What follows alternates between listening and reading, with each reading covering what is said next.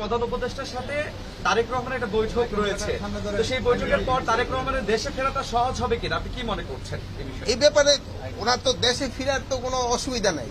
উনি যে কোনো সময় ইচ্ছা, উনি বাংলাদেশের নাগরিক, যে কোনো সময় ইচ্ছা উনি দেশে ফিরতে পারবেন। মানে তাদের সাথে ঈদের একটা শুভেচ্ছা বিনিময় এবং তাদের এখানে থাকা খাওয়ার কি ব্যবস্থা এগুলি দেখার জন্য। তা আমি আপনাদের একটা অনুরোধ করব যে আপনারা কোনো সময় খণ্ডিত রিপোর্ট দিবেন না।